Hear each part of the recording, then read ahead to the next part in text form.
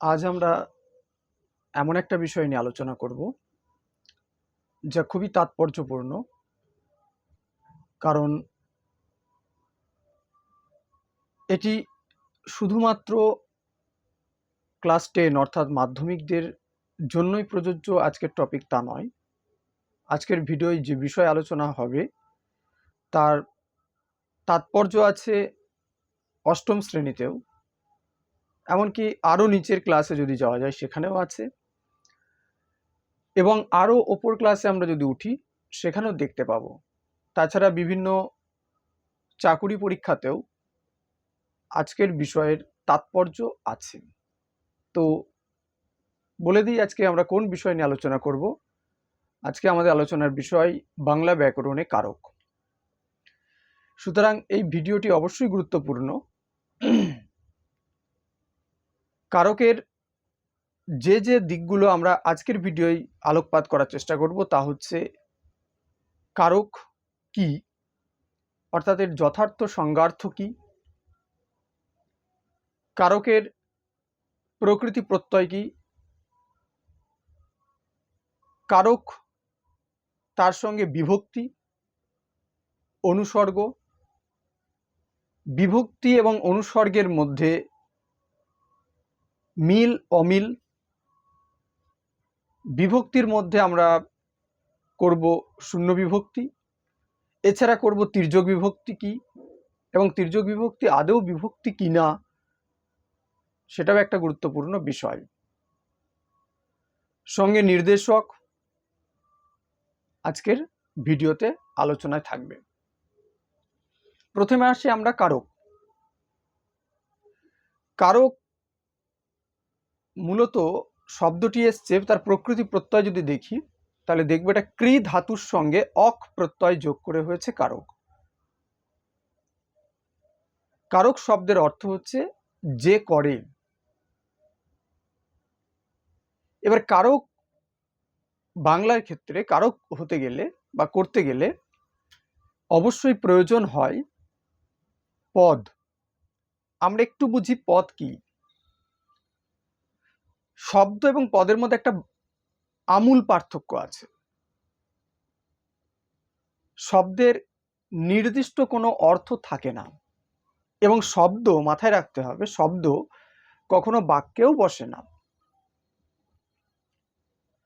শব্দকে আমরা যখন বাক্যে ব্যবহার করি তখন সেটা পদ হয়ে যায়, অর্থাৎ পদের উপযুক্ত করতে হয় তবেই সেটি বাক্যে ব্যবহার করা যায় বা বাক্যে ব্যবহৃত হয়। তাহলে শব্দ পদে কি করে পরিণত হয় না, শব্দকে পদে পরিণত করতে গেলে শব্দের সঙ্গে একটা বিভক্তি যোগ করতে হয়। শব্দের সঙ্গে যখনই একটি বিভক্তি যোগ হয় তখন সেই শব্দটির একটি নির্দিষ্ট অর্থ চলে আসে। এই নির্দিষ্ট অর্থকে যখন সে বোঝায় তখন সেটি হয়ে যায় পদ এবং সেটি বাক্যে বসার উপযুক্ত হয়। বাংলা কারকের ক্ষেত্রে আমাদের এই পদের খুব তাৎপর্যপূর্ণ ভূমিকা আছে। একটা উদাহরণ দিয়ে বোঝানোর চেষ্টা করা যাক। যেমন হাত। হাত একটি শব্দ, এটি পদ নয়, কারণ হাতের সুনির্দিষ্ট অর্থ আমরা পেতে পারি না। এটা বাক্যে যখন ব্যবহার হয় এর সঙ্গে যে বিভক্তি যোগ হয় এবং বাক্যের যে অর্থ বহন করে তখন এ একটা সুনির্দিষ্ট অর্থ ভূমিকা পালন করে বিভক্তি যোগ হওয়ার পরে। যেমন হাত, এটা শরীরের অঙ্গ বোঝাতে পারে, দক্ষতা অর্থে ব্যবহৃত হতে পারে, বিভিন্ন অর্থে ব্যবহৃত হতে পারে। কখন? যখন বাক্যে ব্যবহার হবে, অর্থাৎ পদে যখন পরিণত হবে। যেমন ছেলেটির উন্নতির পেছনে শিক্ষকের হাত আছে। এখানে হাত অর্থে ব্যবহার হয়েছে শিক্ষকের ভূমিকা।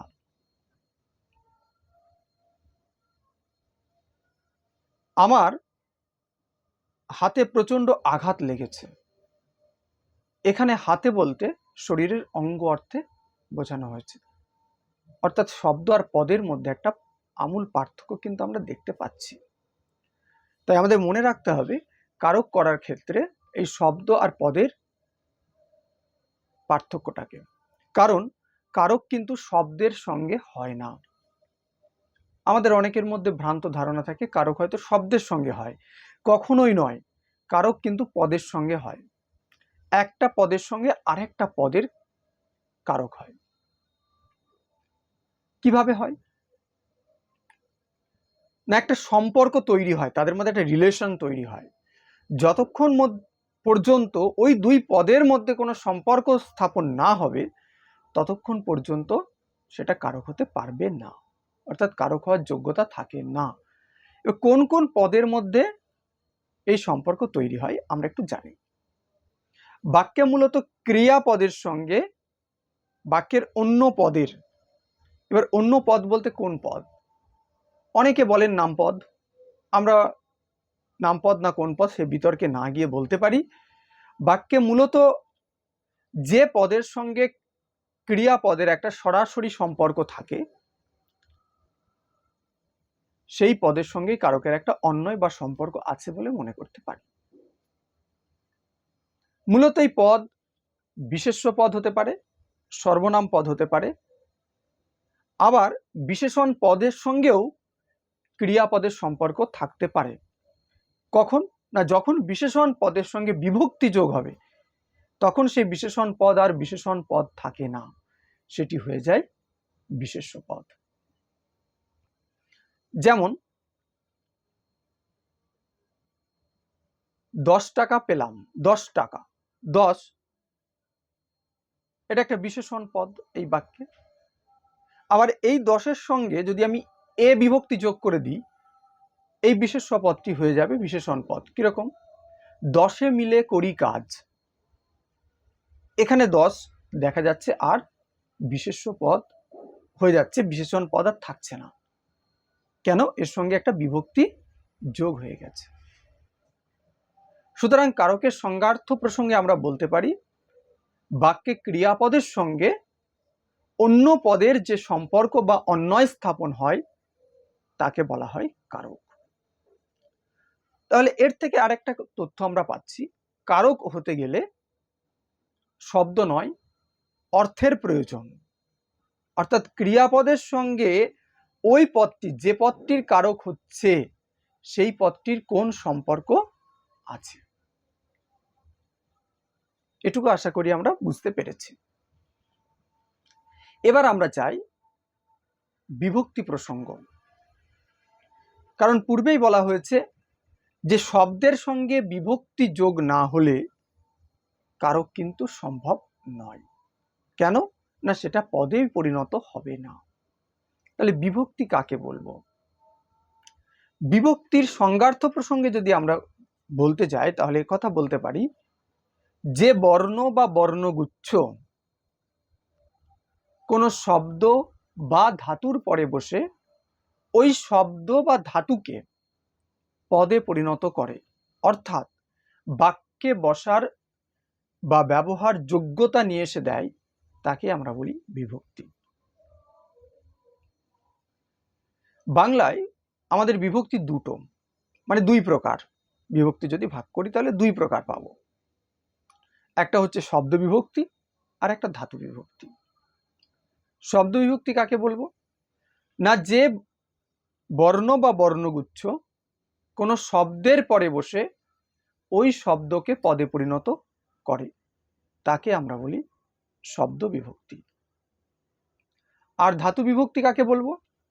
না, যে বর্ণ বা বর্ণগুচ্ছ কোনো ধাতুর পরে বসে ধাতুকে ক্রিয়াপদে পরিণত করে তাকে আমরা বলি ধাতু বিভক্তি। আশা করি এই বিষয়টি একটু উদাহরণ দিলে বোঝা যাবে। যেমন করা, কর মূল ধাতু হচ্ছে ক্রি মানে করা, সরি ক্রি মানে কর। এই কর এর সঙ্গে আ বিভক্তি যোগ হয়ে এটি হয়েছে করা। আবার এই করের সঙ্গে যদি আমরা এ বিভক্তি যোগ করি হয়ে যায় করে, অর্থাৎ এটি একটি ক্রিয়াপদে পরিণত হলো। শব্দ বিভক্তি, রাম, রামের সঙ্গে আমরা যোগ করলাম দুটো বর্ণ ক আর এ, মানে কে, হলো কি রাম কে। রাম ছিল শব্দ, যখনই আমি বললাম রাম কে, তখন এটা হয়ে গেল পদ।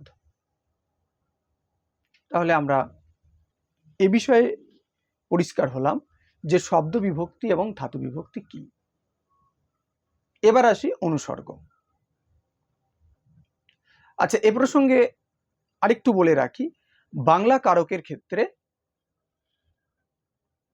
কতগুলো মূল বিভক্তি রয়েছে, সেই মূল বিভক্তিগুলো সম্পর্কে আমরা একটুখানি বলে রাখি। সেটা হচ্ছে গৌণ কর্মকারকের মূল বিভক্তি হচ্ছে কে। এটা তথ্যর ক্ষেত্রে কাজে লাগবে। গৌণ কর্মের মূল বিভক্তি কে, করণ কারকের মূল বিভক্তি হচ্ছে এ, অধিকরণ কারকের মূল বিভক্তি তে, আর সম্বন্ধ পদের মূল বিভক্তি হচ্ছে রে। তাহলে মূল বিভক্তি আমরা চারটে পেলাম। কি কি? গৌণ কর্মের মূল বিভক্তি কে, করণের মূল বিভক্তি এ, অধিকরণের মূল বিভক্তি তে, আর সম্বন্ধ পদের বিভক্তি র।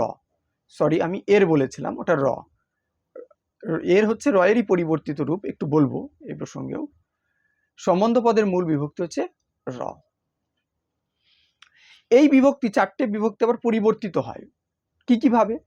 কে বিভক্তির পরিবর্তিত রূপ হয় রে, এ বিভক্তির পরিবর্তিত রূপ হয় অন্তস্থ অ, তে বিভক্তির পরিবর্তিত রূপ হয় এতে, আর র মানে সম্বন্ধ পদের বিভক্তি র, এর পরিবর্তিত রূপ হয় এর। এবার আমরা আসি শূন্য বিভক্তি। মূলত শূন্য বিভক্তি বাংলা কারকের ক্ষেত্রে ব্যবহার হয় কর্তৃকারক এবং মুখ্য কর্মের ক্ষেত্রে। কর্তৃ এবং মুখ্য কর্মের বিভক্তি চিহ্ন হচ্ছে শূন্য। এটা ছোট প্রশ্নে আসে।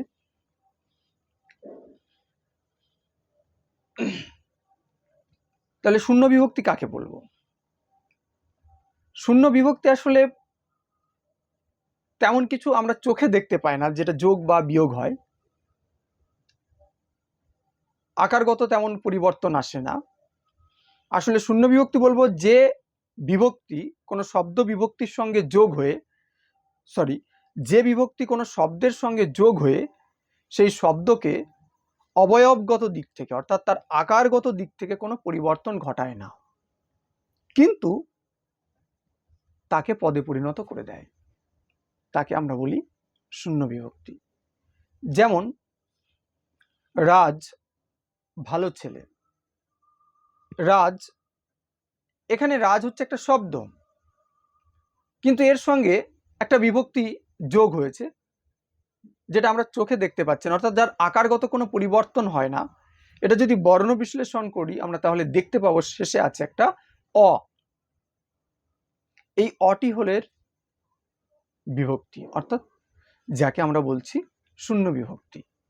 এই অ যোগ হলেও এর আকারগত কোনো পরিবর্তন হয় না, বাদ গেলেও তেমন কোনো পরিবর্তন হয় না।